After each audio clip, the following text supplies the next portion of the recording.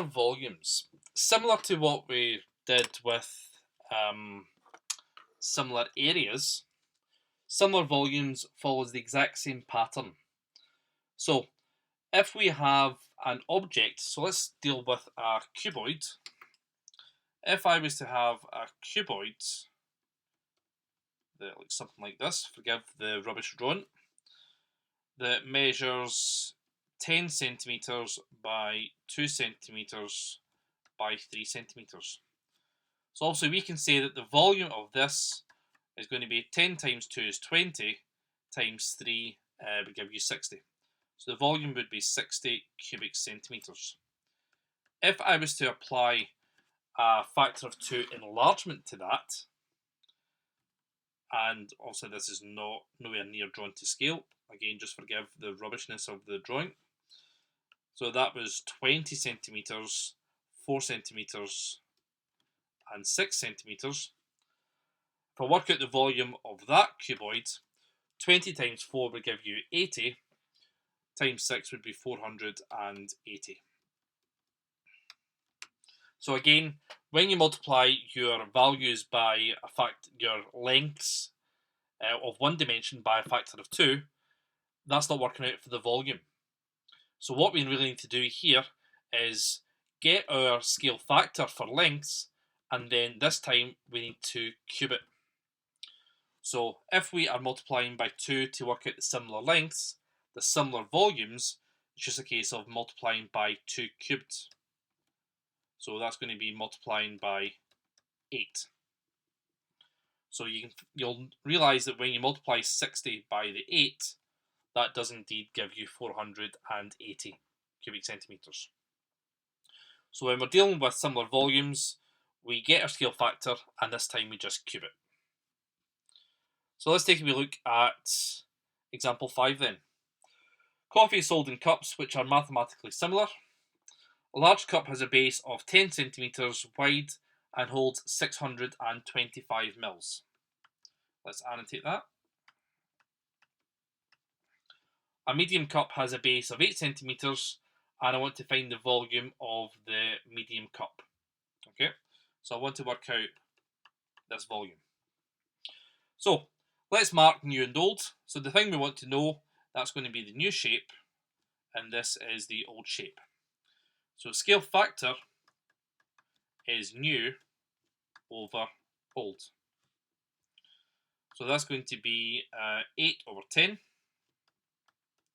which simplifies down to give us 4/5.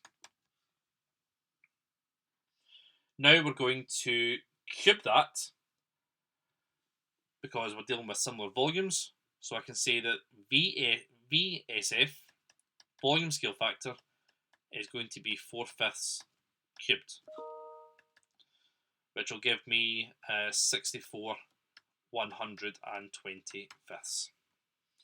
And that's what I'm going to multiply my 625 mils by. So I can say that the volume, V, is going to be 64 125ths multiplied by 625. So go to the calculator, work it out, and we get 320. So it's going to be 320, and we're dealing with volume in terms of millilitres, so just put in the correct units. Okay. Example 6. It says a shampoo manufacturer prices its bottles according to their volume. They sell, that should be a Y in there, they sell a regular size bottle which has a height of 14 centimetres and it costs £3.20. Now, this question is lacking in diagrams, so when in doubt, draw them out. So the height of this is going to be 14 centimetres, and since the price is related to the volume, we can say that that's going to be £3.20. The supersized bottle has got a height of 28 centimetres, again not drawn to scale.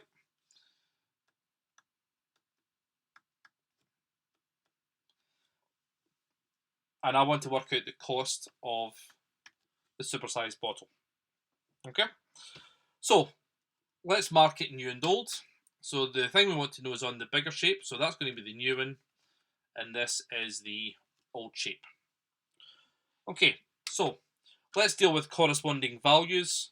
I can say that my corresponding size 28 and 14. So my scale factor is new over old. So that's going to be 28 divided by 14, which is 2. So then, because I'm dealing with a similar volume and the price is related to volume, I'm just going to cube my scale factor. So I can say that VSF is going to be 2 cubed, which is 8. So then all it remains for me to do is just multiply my price by 8. So I can say that price is equal to £3.20 times 8. So £3.20 multiplied by 8, it gives me £25.60.